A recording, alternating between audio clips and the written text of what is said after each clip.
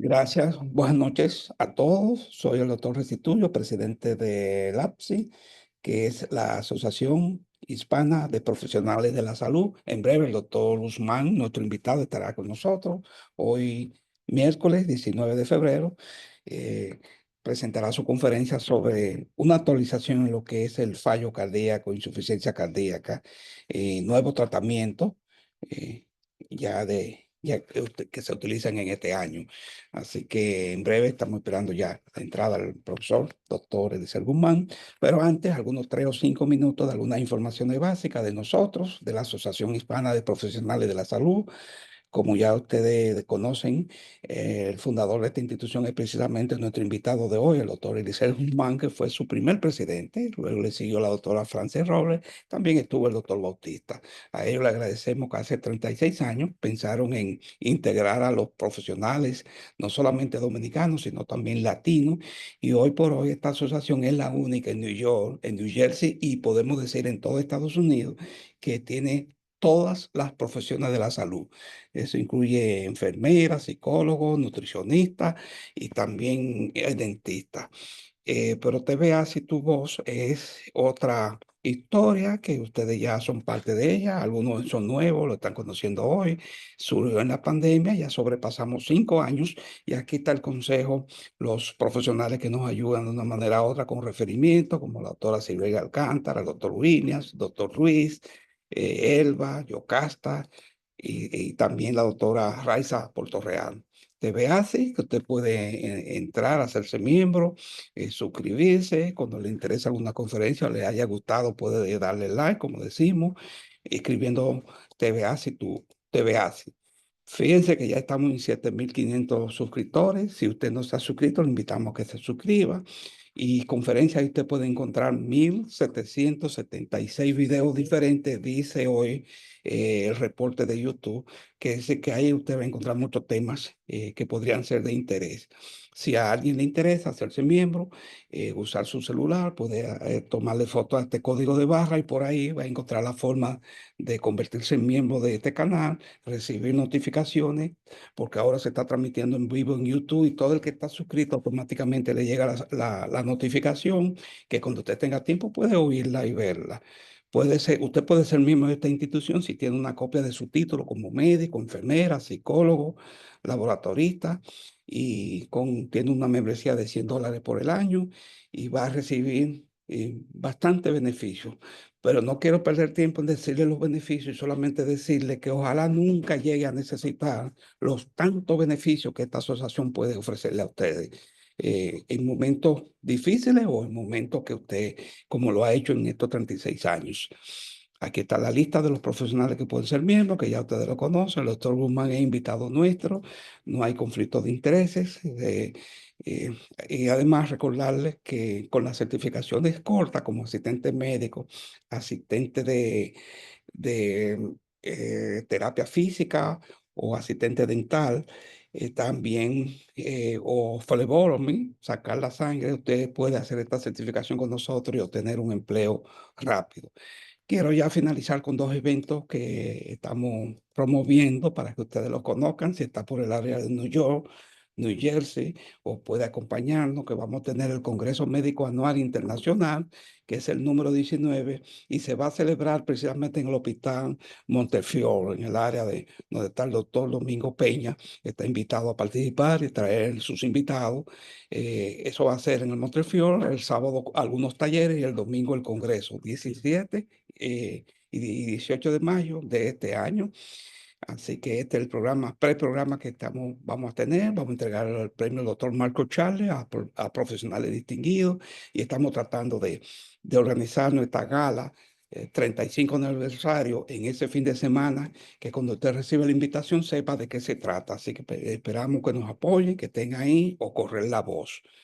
Eh, Además, quiero decirles que estamos promoviendo nuestro segundo Congreso Médico del Sur. y este va a ser en septiembre 28 y 29. Para los que viajamos desde Estados Unidos, va a ser todo el fin de semana, desde el viernes 27 vamos a estar ahí por el área de San Juan de la Maguana, la Mata de Farfán, en la Universidad Federico Enríquez y Carvajal, ofreciendo este congreso regional del sur. Lo invitamos a que reserve la fecha, a que conozca. Si usted le interesa conocer la República Dominicana, esta gran oportunidad de ir a este evento, están invitados, ustedes están invitados. No me detengo a dar muchas informaciones, pero simplemente aquí están los programas generales que va a tener el Congreso, un taller de enfermería sobre el futuro de la enfermería, conferencias sobre investigación. Se va a presentar la encuesta de estilo de vida, un análisis del estilo de vida del área de San Juan como predictor de accidentes cerebrovascular, que es un esfuerzo que está haciendo este comité organizador, que por asuntos de tiempo no me detengo a mencionarlo todo, pero ahí está la doctora Piña, doctor Ruiz, doctor Ramón Paulino, Cristian, Luis Alberto Gomera, que nos ayudan. Así que están invitados a participar. Quiero dar algunas informaciones ya finalizando de nuestro invitado en el día de hoy, que ya ustedes lo han visto en la página. El doctor Guzmán es un médico cardiólogo, internista, graduado en un hospital Bronx Lebanon, que ahora se llama Bronx Care en New York. Una amplia trayectoria como profesor de la Universidad de Columbia. También fue miembro de la policía de New York como capitán médico hace ya muchos años. Fue jefe de cardiología del Hospital Woolhof en Brooklyn, New York. Él es cardiólogo del Hospital Montefiore, tiene su práctica también privada, varias prácticas, y es administrador, director administrativo del Centro Médico Dominicano, que es un centro también de los más reconocidos, agrupando y tratando pacientes dominicanos en el área de New York. Ha recibido muchos premios, entre ellos ha sido nominado a los premios Emmy por su trabajo en la televisión, en el programa que se llama Objetivo, Tu Salud, y además, sobre todo, destacar que él tuvo la brillante idea y la sensibilidad de crear, fundar esta institución y fue su primer presidente y laboró siendo presidente durante 3 años para esta institución, a la cual agradecemos. Él es nuestro invitado en el día de hoy y queremos, no sé si el doctor ha entrado, doctor Guzmán entró. No Todavía sé no ha si entrado. no ha entrado, sí. Vamos a hacer una pausa aquí y ver si... Adelante. Sí, muy bien. Bueno, lo primero que queríamos comenzar diciendo es que la prevalencia de fallo cardíaco congestivo, y estamos hablando aquí específicamente de fallo cardíaco con depresión de bombeo disminuido, ejection fraction disminuido. Entonces tenemos aproximadamente de 7.5 a 8 millones de personas en Estados Unidos sufriendo de fallo cardíaco con depresión del bombeo. Y los factores de riesgos ya son conocidos prácticamente por todo el mundo, siendo número uno la presión arterial elevada, diabetes es tal vez uno de los casos que ha aumentado la prevalencia de fallo cardíaco en los últimos años, porque como ustedes saben tenemos una enorme cantidad en nuestra comunidad de pacientes con diabetes. Con prediabetes se cree que Sí. puede también ser un factor de riesgo, pero todavía no se ha establecido como tal. Presión alta, es importante que recientemente se describió que la obesidad per se puede producir un tipo de cardiomyopatía, daño del músculo cardíaco, que terminará también en fallo cardíaco. Hasta este momento la diabetes no, perdón, la obesidad no se No se había incluye. calificado como causa directa de fallo cardíaco congestivo. Queríamos también mencionar que si nos vamos a los síntomas de fallo cardíaco son bastante sutiles a veces y el síntoma cardinal que todo el mundo reconoce es dificultad para respirar, lo que llamamos disnea.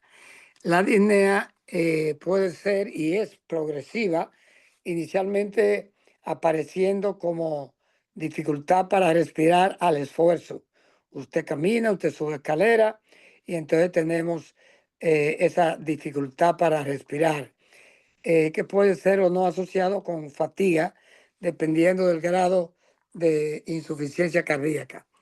Igualmente, tenemos lo que se llama, nosotros le decimos en inglés PND, disnea paroxísmica nocturna, que es ese ataque de asfixia, de sofocación que nos da cuando nos acostamos y que mejora cuando nos levantamos de la cama y nos sentamos por 20, 30 minutos. Después de la disnea paroxísmica nocturna, pues va a venir la disnea en reposo, que es la disnea que se va a producir en ejercicio mínimo o inclusive en reposo. Al final, la cuarta fase de esta dificultad para respirar va a ser edema de pulmón, que todos conocemos como este cuadro eh, horrible donde nuestros pulmones y la presión pulmonar pues se elevan tremendamente. Si usted midiera la presión eh, intraventricular en ese momento va a estar aproximadamente en 25. Eso es lo que llamamos la presión wedge o la presión de final de diástole. Va a estar siendo normal hasta 17. En personas que entran en pulmonar edema van a tener por lo menos 25 de esta presión al final de diástole. Además de los síntomas típicos cardíacos de insuficiencia cardíaca, de fallo cardíaco, yo creo que es importante mencionar que el paciente va a tener síntomas de fatiga general, no solamente de cansancio en mínima exerción, si es etapa 4. Recordemos que si nos vamos a la Asociación de Clasificación de Nueva York de síntomas, vamos a tener que si estamos asintomáticos y no tenemos daños cardíacos, vamos a estar totalmente asintomáticos en cuanto a pruebas de ejercicio o cansancio, fatiga, dificultad para respirar en etapa 2, clase 2 de la clasificación de Nueva York. Vamos a tener síntomas de dificultad para respirar cuando hagamos actividades fuera de lo ordinario. O sea, si yo voy a la bodega, lo hago normalmente, no tengo problema, estoy en clase 1. Pero si llegando a la bodega o subiendo o caminando a la bodega ya tengo síntomas, estamos en clase 2.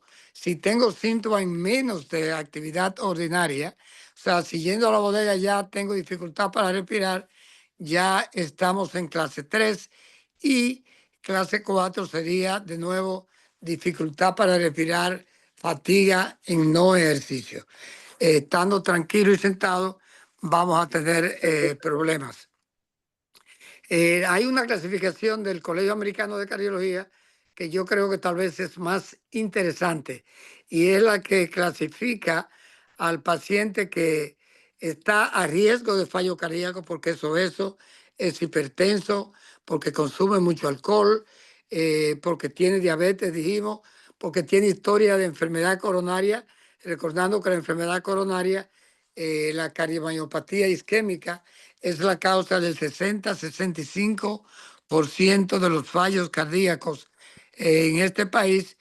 Entonces, la Asociación de Cardiología Americana quiso llevarnos un poquito hacia atrás y comenzar con una clasificación que incluía personas que tienen riesgos de fallo cardíaco, de nuevo ya lo mencionamos, presión, obesidad, vida sedentaria, diabetes. Entonces, todavía esta gente, si le hacemos un ecocardiograma, no van a tener enfermedad estructural del corazón, corazón totalmente normal. Entonces vamos a tener los pacientes que tienen de nuevo síntomas de fallo cardíaco, dificultad para respirar. Hablamos de la disnea, que es uno de los más comunes. Vamos a mencionar porque es popular y la gente cree que el paciente tiene edema, ya sea ascitis o edema de los pies, que consiste en un síntoma, un signo, perdón, ya de enfermedad avanzada. Pero volviendo a la clasificación del Colegio Americano, estamos hablando de las personas que todavía en etapa 2 tienen, tienen síntomas ya de insuficiencia cardíaca, pero cuando le hacemos un ecocardiograma, el ecocardiograma permanece estructuralmente normal. Y estos son los pacientes en los que podemos intervenir temprano y podemos modificar los factores de riesgos que van a causar de una manera indefectible que el paciente termine en fallo cardíaco congestivo. Si usted tiene la presión alta, controle su presión a menos de 130/80. Si tiene angina de pecho, controlar su angina de pecho, y si necesita revascularización, pues hacerlo a ese nivel cuando todavía estructuralmente el corazón tiene una contracción normal. Porque cuando estamos en etapa B, a este nivel, factores de riesgos y síntomas, pero todavía el corazón normal. En clase C ya hacemos un ecocardiograma y el paciente va a tener daños anatómicos de ese miocardio. En la gran mayoría de los casos lo llamamos remodelamiento positivo, en lo que el ventrículo izquierdo comienza a agrandar la cavidad, sobre todo en diástole. Cuando medimos un ecocardiograma, llega a 5.7 centímetros. Después de 5.7, pues ya hay cambios estructurales y entramos en lo que se llama etapa de remodelamiento. El corazón trata de agrandar por una ley que los muchachos que van a coger exámenes deben saber, la ley de Frank Starling, en el que yo pongo el ejemplo de una gomita de la que usábamos para agarrarnos las medias. Si las medias no quedaban anchas, usted estira esa gomita y mientras la estira hasta cierto punto, la contracción va a estar aumentada. Pero llega a un plató, a una etapa plana de esta alamiento de gomita, y después esta gomita se va a distender y va a perder fuerza, va a quedar alargada pero sin fuerza. O sea que si la alamos, cuando soltemos la gomita no va a retraerse y va a aumentar la contracción del ventrículo izquierdo. Ya esta es la etapa C. Síntomas y evidencia de enfermedad estructural del corazón. La etapa D de esta clasificación, ya estábamos hablando de cambios marcados estructuralmente y el paciente va a tener síntomas en reposo, que se correspondería en la clasificación de Nueva York a etapa 4. Lo ideal, de nuevo, y lo bueno de esta clasificación del Colegio Americano y la Asociación Americana del Corazón, es que comienza a ver al paciente sin cambios o estructurales, sin cambios patológicos en el corazón, pero paciente con síntomas de fallo cardíaco. Y de nuevo, en el estado A todavía no hay síntomas, pero el paciente va a tener esos factores de riesgos que definitivamente, si no se controlan, lo van a llevar a fallo cardíaco.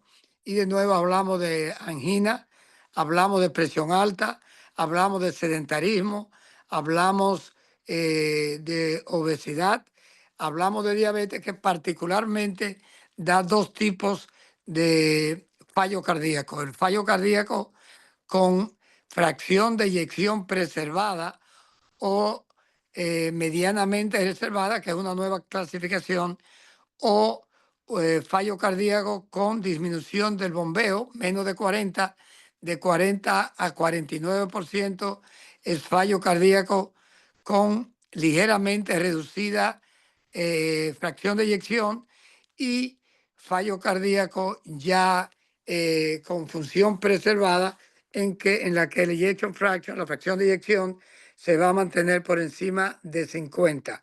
La diabetes, como le dije, divide el fallo cardíaco que va a producir en fallo cardíaco con depresión del ejection fraction menos de 40, de 40 a 49 y de 50 para arriba, que vemos muy a menudo en mujeres de 50 a 60 años de edad con un bombeo totalmente preservado, pero con una presentación clínica exactamente igual a la de depresión del bombeo, fracción de eyección disminuida.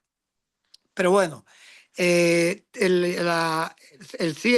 fallo cardíaco congestivo, perdóname que algunas veces quiero decirlo en inglés, el fallo cardíaco congestivo de depresión disminuida, que es el que estamos hablando, y que favorablemente, y le voy a decir por qué digo favorablemente, se hizo menos común de eh, de función preservada, que ahora lo que llamamos fallo diastólico, que ahora es más común, fallo de llenado, es más común que el de fracción de eyección disminuida.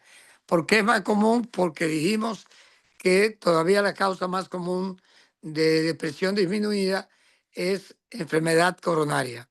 En caso de función preservada, la causa más común sigue siendo obesidad, sigue siendo diabetes, sigue siendo hipertensión y también pacientes con otras comorbilidades como enfisema, como bronquitis crónica y de nuevo la famosa diabetes que va de mano con la obesidad, casi siempre con un índice corporal medio de más de 30.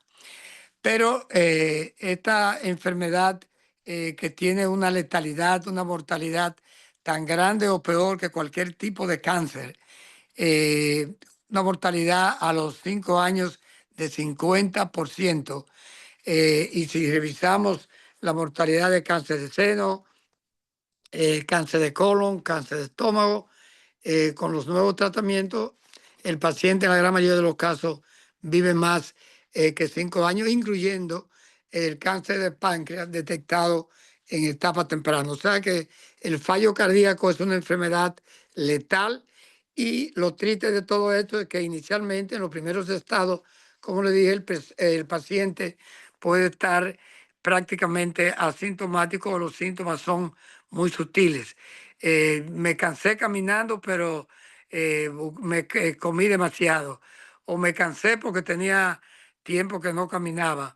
O me cansé porque caminé muy rápido. O sea que todos estos síntomas se pueden esconder, se pueden enmascarar y el paciente ya tener problemas de sintomatología y no diagnosticarse.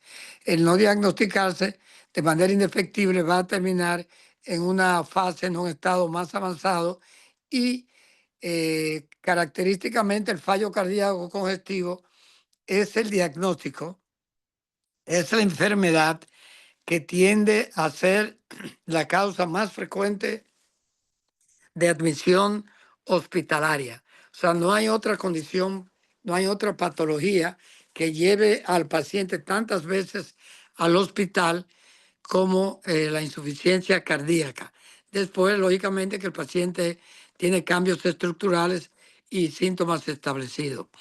El problema básico de estas admisiones es que se ha demostrado que con cada admisión que usted termine yendo al hospital y siendo admitido, ya sea por un edema de pulmón o porque simplemente tiene ortopnea, que se acuesta en la cama y tiene que dormir con 3 o 4 almohadas, o porque tiene síntomas en reposo o en ejercicio mínimo, o porque entra a la etapa final de edema de pulmón, por la razón que sea, cada admisión, cada decompensación de fallo cardíaco significa que su mortalidad va a ser mucho mayor en un 10 a un 15%. O sea, cada uno de estas admisiones hospitalarias conlleva un riesgo de un fallo cardíaco que está empeorando y significa que o no está siendo usted tratado adecuadamente, no se le ha encontrado la etiología, que no es algo raro, o que usted está siendo tratado, y es algo que vemos muy a menudo, con medicamentos que ya no usamos. Uno de los pilares, y vamos a mencionar los 4 pilares que son esenciales para tratar a este paciente de manera efectiva, eh, es de que la actitud del médico cuando ve al paciente debe ser agresiva. Si el paciente viene con dificultad para respirar, con cansancio en general, lamentablemente frecuentemente lo vemos con edema de los pies que hace fovea o pitting, como le decimos, si el paciente ya tiene ascitis, si el paciente tiene distensión de las venas yugulares o tiene estos síntomas clínicos que hablamos de que tiene que dormir con 2 o 3 almohadas, que tiene ortopnea, que ustedes saben que la causa es bastante obvia. La sangre se acumula en los pies, en el abdomen, en el tórax y pasa del tórax y del abdomen y de los pies a la cavidad intratorácica, y esta cavidad intratorácica pues aumenta la presión capilar venosa en los pulmones y el paciente acumula líquido, y cuando se acuesta pues ese líquido se va a acumular en los pulmones y el paciente tiene que levantarse y sentarse, o si no, añadir otra almohada para dormir relativamente cómodo. Puede ser una almohada, puede ser 2 almohadas, 3 almohadas. Inclusive cuando estamos investigando y tomando la historia clínica del paciente, tratamos de eh, tener una idea de la severidad de la disnea, multiplicando, sumando el número de almohadas que el paciente usa para dormir.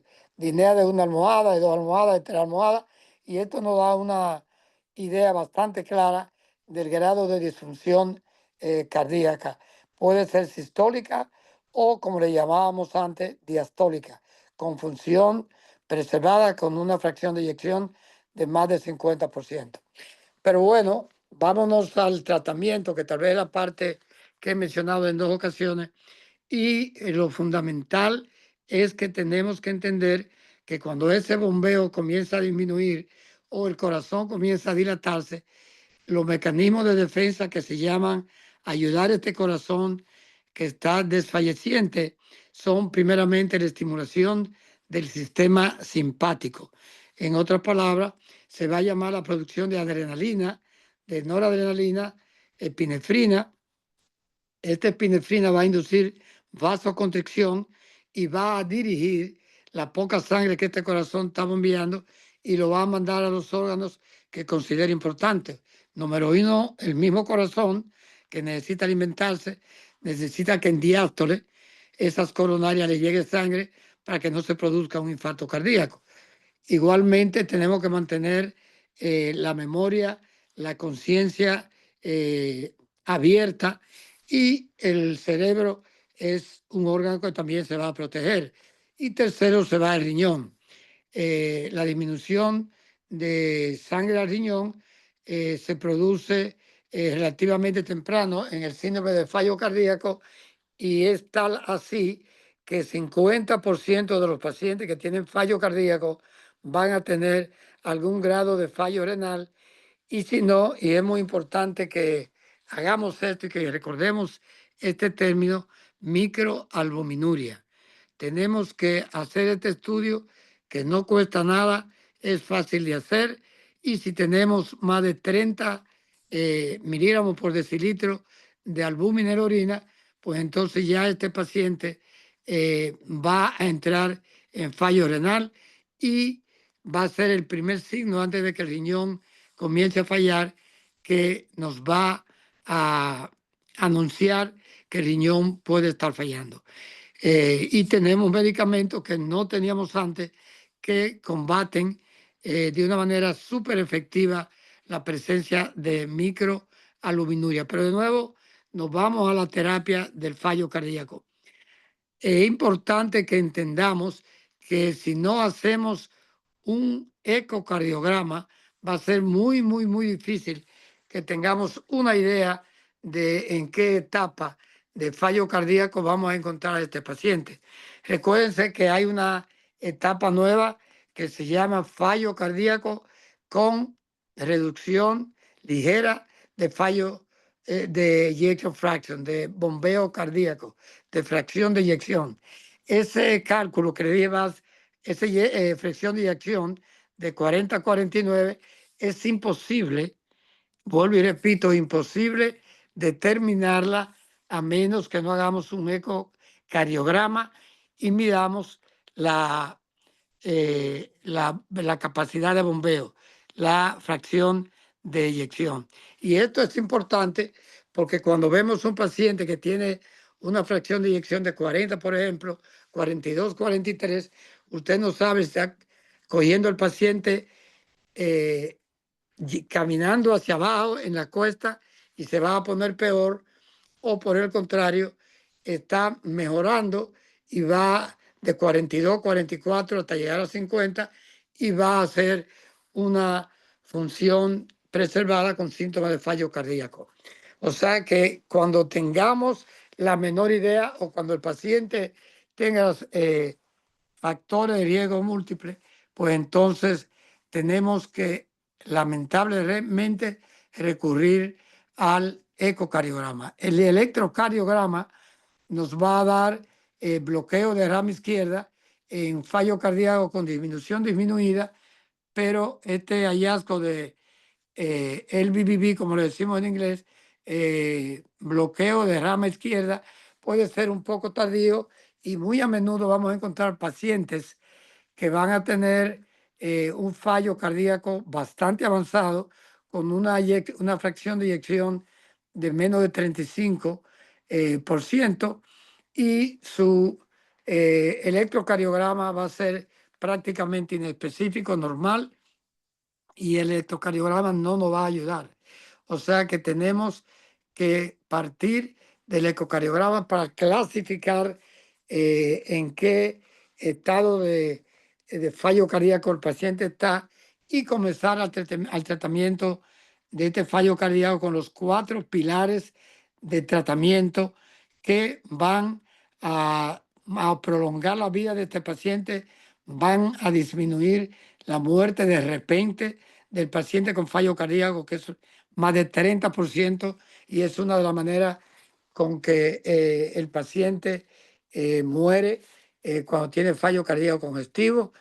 Y tiene que ver, ustedes se imaginarán la muerte de repente, y escúcheme que esté saltando un poquito, pero quiero cubrir todos los tópicos importantes, es que el corazón enfermo, el miocardio, el músculo cardíaco enfermo, tiene una cantidad enorme de cicatrices, de inflamación. Está inflamado, está lleno de cicatrices y cuando el impulso eléctrico está tratando de pasar por una de esas cicatrices en el músculo cardíaco, no va a pasar, va a encontrar una zona eléctricamente silenciosa, se va a devolver y va a establecer el camino de reentrada, el mecanismo de reentrada, lo que va a iniciar la taquicardia ventricular, el latido prematuro y va a terminar induciendo taquicardia ventricular, fibrilación ventricular, asístole y muerte de este paciente. Como le digo, una manera muy trágica, pero frecuente de cómo estos pacientes con fallo cardíaco terminan. Ustedes oyeron el cuento, estoy seguro, relativamente a menudo, de que el paciente estaba estable, incluyendo mejor. La fracción de eyección estaba en 30, 35, le dimos medicina, llegó a los 40, el paciente se sentía mejor, se acostó y amaneció muerto. O sea que me le dio una arritmia cardíaca, le dio taquicardia ventricular, fibrilación ventricular, asístole y el paciente murió. Terrible. Bueno, parte de las cosas buenas que tenemos es que tenemos intervenciones que también pueden disminuir la fracción de eyección perdón, la muerte de repente, no solamente con los medicamentos, sino que tenemos desfibriladores. Y vamos a tocar rapiditamente ese tema. Pero bueno, vamos a los pilares. Los pilares son los inhibidores del transporte de la reabsorción del azúcar en los túbulos renales. O sea, hay un cambio de líquido que se va junto con azúcar en la orina y vemos que estos pacientes que inicialmente se trataban, por ejemplo, con dapagliflozin o empaglifloxina, serían Jardiance y Farxiga, que son dos medicamentos que se aprobaron hace unos cuantos años para tratar pacientes con diabetes, eliminando azúcar por la orina. Pero después, y de una manera muy alegre, y lo decimos muy contentos porque son medicamentos que han traído un cambio extraordinario en cómo tratamos los pacientes con fallo cardíaco. Notamos que estos pacientes no solamente disminuyen el azúcar, disminuyen un poquito de peso, son un poquito diuréticos, pero por una cantidad de razones no totalmente claras, disminuyen el fallo cardíaco, mejoran el fallo cardíaco y evitan el remodelamiento negativo. Como le digo, hay muchas hipótesis de cómo estos medicamentos son tan efectivos disminuyendo el fallo cardíaco, tanto con bombeo disminuido como con bombeo ligeramente disminuido, como son clasificación 1A para pacientes que tienen fallo diastólico o efusión o eyección de fracción preservada, que era lo que llamábamos fallo diastólico. O sea que Farxiga, Jardiance, estamos hablando de los nombres comerciales, empaglifloxina y dapaglifloxina, se pueden usar en todos los estados de fallo cardíaco congestivo, preservado, ligeramente reducida fracción de eyección y fallo cardíaco con reducida ejection fraction menos de 40. Extraordinariamente efectivos. La dosis es fácil porque es una vez al día. Y de nuevo, lo que tenemos que decir al paciente es que como sacamos mucho azúcar, 30, 40 gramos de azúcar, algunos hasta 70, dependiendo del nivel de azúcar, gramos, pues la orina se va a poner dulce porque está llena de azúcar y esta orina dulce va a traer infecciones y específicamente infecciones por hongo, por micosis, por monilia, y a veces entonces tenemos que detener el medicamento, tratar la monilia que se produce tanto en hombre como en mujer, y tenemos que aconsejarle a los pacientes que usan estos dos medicamentos, que son de nuevo esenciales para el tratamiento del fallo cardíaco, que se hacen cada vez que van al baño, cada vez que vayan a orinar. Es muy importante que se pasen una toallita húmeda, algo que sea húmedo y que no dé gotas de orina en sus genitales. Los otros medicamentos que han sido cardinales en el tratamiento del fallo cardíaco han sido los beta bloqueadores. Recordemos que aquí hay 3 beta bloqueadores que se usan para fallo cardíaco, no todos. Y es una de las situaciones que frecuentemente estamos en pelea con muchos médicos que usan todavía atenolol y metoprolol tartrato. Esos dos medicamentos bajan la presión, bajan el pulso, sirven para algunas arritmias, pero para fallo cardíaco no trabajan. El paciente tiene que estar o en carvedilol, en metoprolol, succinato o en bucindolol. Esos son los 3 betabloqueadores que funcionan. Queríamos poner aquí un puntico, pero lamentablemente no vamos a poder cubrir ese tópico. Y la razón, los betabloqueadores que son tan efectivos, disminuyen la mortalidad, las readmisiones y disminuyen la muerte de repente en pacientes con eyección disminuida, pero están contraindicados, y esto es importante porque se estableció recientemente que aunque lo usábamos antes en los fallos cardíacos diastólicos con función preservada, en los últimos guidelines, las últimas recomendaciones, se ha hecho claro de que los beta bloqueadores no deben usarse, y la razón rápida, y no voy a entrar en detalles, tiene que ver con que al inducir bradicardia y aumentar, facilitar el llenado del ventrículo izquierdo, lo que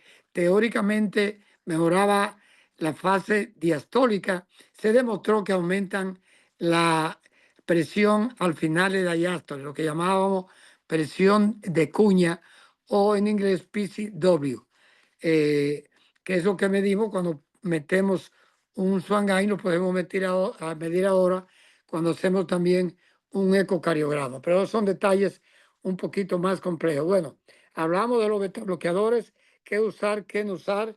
Hablamos de los inhibidores de glucosa a nivel de los túbulos renales. Nos falta uno de los medicamentos más baratos, más efectivos y menos usados. Y hablamos de los bloqueadores de los mineralocorticoides. Barato, la espironolactona, que bloquea la aldosterona, que es una de las hormonas que va a inducir más inflamación, más cicatrices en el corazón, el miocardio, va a inducir más arritmia, y va a inducir muerte de repente por la misma razón. Si hay inflamación y hay cicatrices, va a haber más mecanismos de reentrada, va a haber más taquicardia ventricular, más fibrilación ventricular, y el paciente va a morir de repente. Entonces debemos usar espironolactona, que va a bloquear los mineralocorticoides, específicamente la aldosterona, en los pacientes que desarrollan efectos secundarios, como son ginecomastia, agranamiento del seno o dolor en el seno producido por un aumento de estrógeno, por la espironolactona, o por el medicamento, los medicamentos que bloquean la aldosterona. Usamos eplerenona, que hace el mismo efecto de bloquear la aldosterona y no produce esos efectos en que estamos hablando, ginecológicos, y que son bastante molestosos. Entonces ya tenemos la Farxiga, tenemos la espironolactona, tenemos los 3 beta bloqueadores que estamos usando, y le aclaramos cuáles usar. Y vamos a hacer una anotación aquí con la digoxina, y le decimos la digoxina porque todavía vemos pacientes que vienen en digoxina a nuestro consultorio. La digoxina no aumenta la sobrevida, no aumenta la longevidad en estos pacientes, y en las mujeres, inclusive en el estudio DICH, la mortalidad perdón, fue ligeramente aumentada en las mujeres. Ustedes recuerdan que la digoxina tiene un espacio terapéutico muy limitado, muy pequeño, y que por tanto realmente en los últimos años no la estamos usando. Los diuréticos que usamos son los diuréticos llamados diuréticos que trabajan en la asa del riñón, lo que llamamos diuréticos loop, como son la furosemida y eh, la furosemida o Lasix. Y usamos un loop diurético que es de más larga duración, pero se demostró en un estudio reciente que asombró a mucha gente, que cuando usamos la furosemida y la comparamos con diuréticos que trabajan en el loop, en la asa, y que duran 24 horas, la duración, la efectividad fue exactamente igual que los diuréticos de larga duración. Así que todavía seguimos atados un poquitito al furosemida.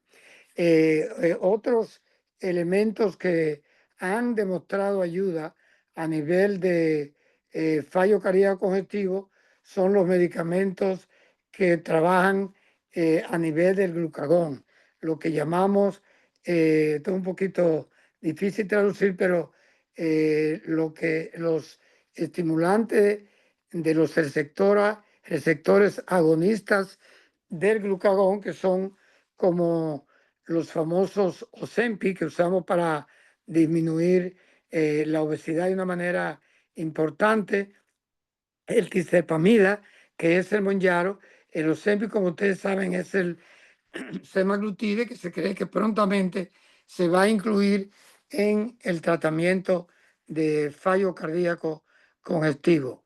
Está de más decir que tenemos que aconsejar al paciente a disminuir el contenido de sal, que nosotros en la gran mayoría de los casos nos vemos a pacientes que consumen más de 2.5 miligramos de sal, lo cual es una cucharadita, y estamos acostumbrados a ingerir una cantidad enorme de medicamentos procesados, que se usa precisamente la sal para procesarlo, para que luzcan frescos, para que duren mucho tiempo, y el paciente frecuentemente pues come queso, el paciente come pizza, el paciente come los famosos hot dog y, y una cantidad enorme de alimentos que, aunque el paciente se mantenga en dieta y disminuye el contenido de sal,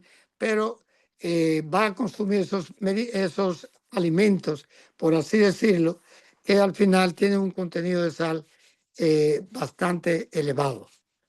Así que estas son las cosas nuevas que teníamos que mencionar, y estamos abiertos a algún tipo de preguntas si es que la hay en nuestros oyentes. Muy bien, Gracias, doctor profesor. Guzmán. Gracias. Muchas gracias por esta completa conferencia, ¿verdad? Y de actualización sobre insuficiencia cardíaca. Bueno, Eh, ¿Alguien tiene? magistral, profesor, mucho éxito. Sí, Gracias, gracias. gracias, doctor Peña.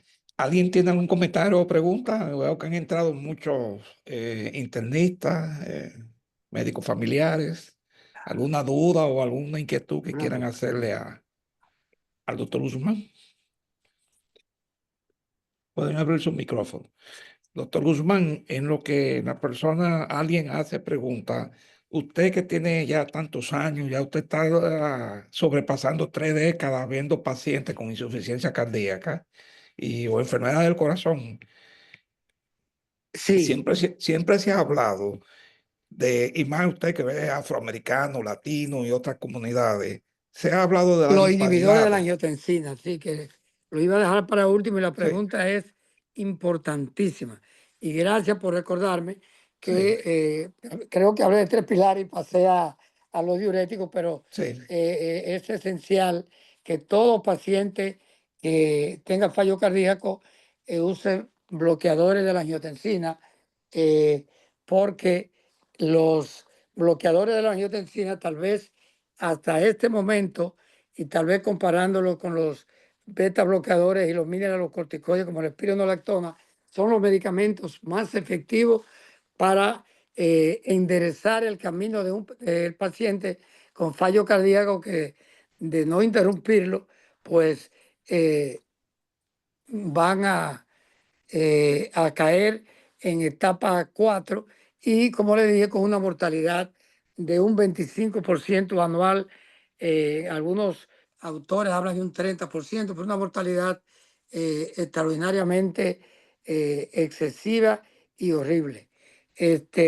Recordemos que si no usamos los inhibidores de la angiotensina, enalapril, todo lo determinado en pril, benacepril, enalapril, acupril, todos hacen lo mismo, todos han sido encontrados efectivos, y la única excepción, hay 2 excepciones que quiero mejorar y que es muy importante, y de nuevo un agradecimiento extraordinario al que me recordó lo de los inhibidores de la angiotensina, es que si no encontramos a un paciente que responda, o frecuentemente un 10 a 15%, a los pacientes que son alérgicos porque le da tos, una tos seca que se produce con una comezoncita en la garganta, Sí, todo lo que termina en pril, o tal vez algo peor, que es el angioedema, que puede ser mortal, donde se le hinchan los labios al paciente, hace y no edema de puede la respirar. glotis.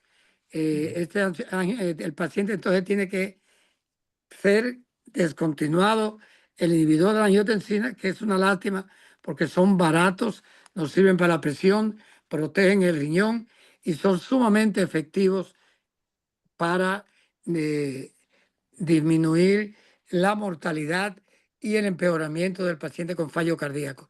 Si usamos receptores, aquí tenemos los receptores de la angiotensina, valsartán,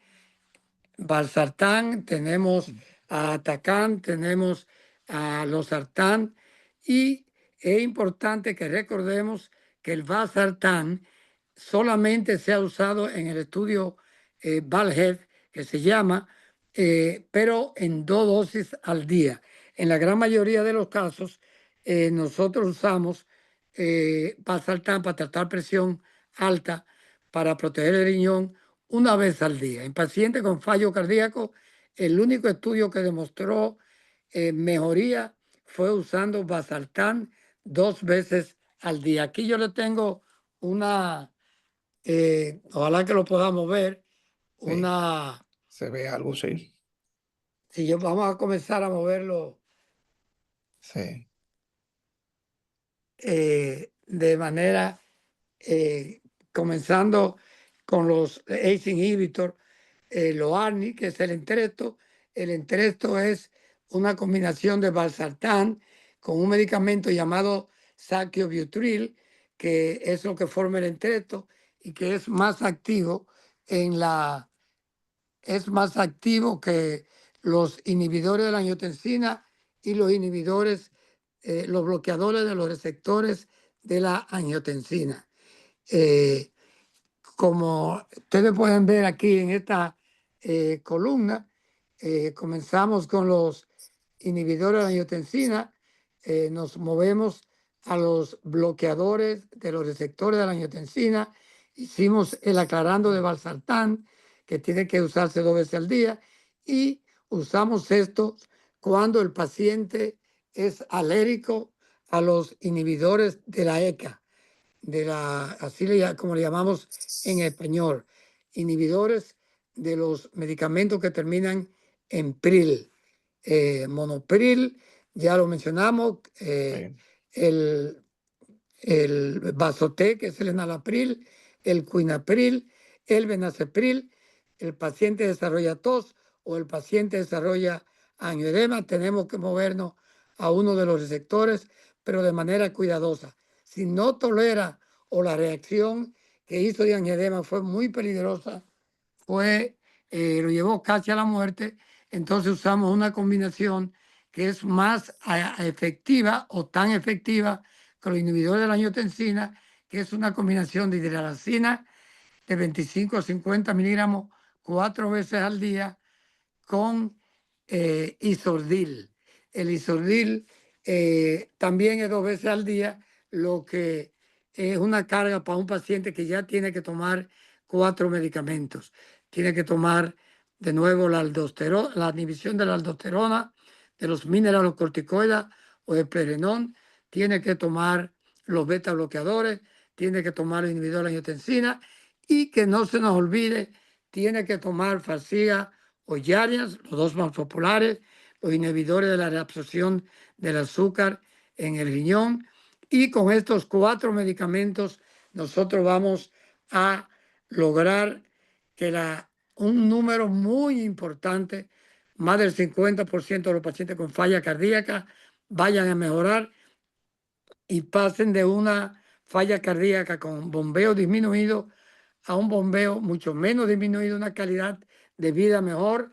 La espironolactona específicamente disminuye la muerte de repente en un 30 a 35%, los betabloqueadores cerca de un 25%, y de nuevo los inhibidores del transporte del azúcar al riñón aunque no hay un número específico en cuanto a disminución de muerte de repente, al evitar el remodelamiento negativo, pues también evita la inflamación y la reentrada.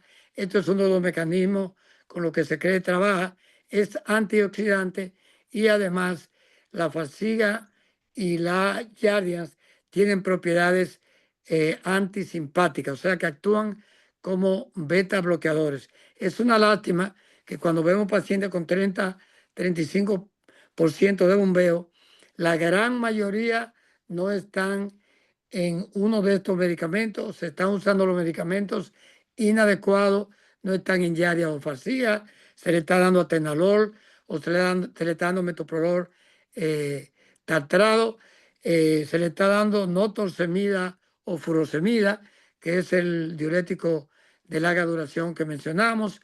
Se le está dando hidroclorotiazida, que no es tan efectivo, con atenolol o metoprolol tartrato, no carvedilol o metoprolol succinato, podemos no solamente no mejorar el paciente, sino que podemos aumentar la mortalidad de estos pacientes. En los pacientes afroamericanos tenemos esta opción que le da tanta calidad de vida, le disminuye tanto la mortalidad con hidralazine e isordil como si usáramos inhibidores de la angiotensina o inhibidores de los receptores de la angiotensina.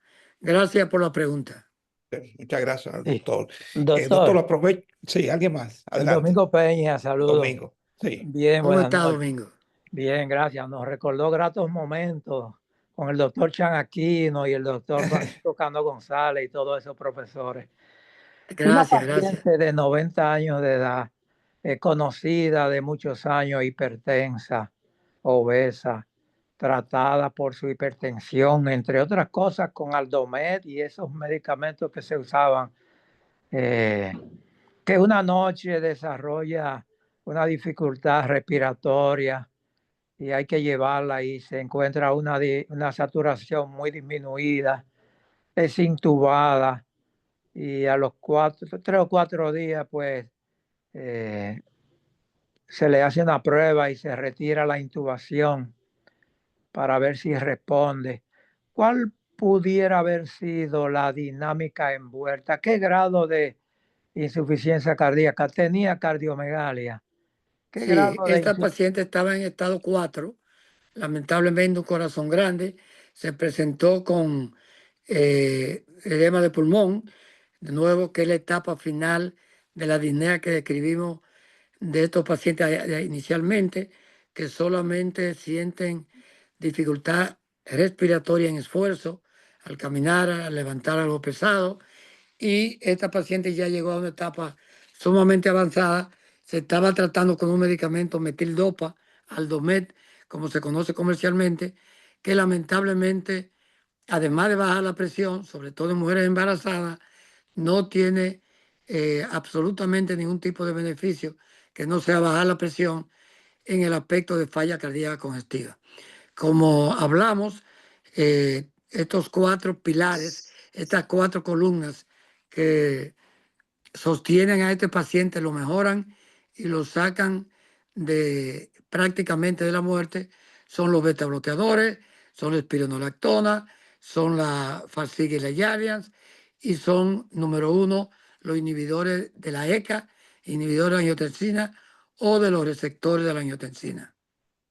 Muy bien. Queremos Gracias. aclarar que los diuréticos solamente mejoran, son un tratamiento sintomático para los pacientes con fallo cardíaco. No cambian el tamaño del corazón, no mejoran la vida, no mejoran la muerte de repente, no disminuyen arritmia. Es como cuando usted le da a un paciente con fiebre, con un catarro Tylenol, para que le baje la fiebre, pero no va a cambiar, a modificar el curso de la enfermedad. Exacto. Muy bien. Gracias. ¿Alguien más? Muchas gracias. ¿Alguien más? Doctor, una pregunta. Hablando de disparidades, ¿se puede decir que la insuficiencia cardíaca se diagnostica más frecuentemente en comunidades minoritarias en Estados Unidos? Así es. La comunidad minoritaria no solamente sufre 2 a 3 veces más de fallo cardíaco.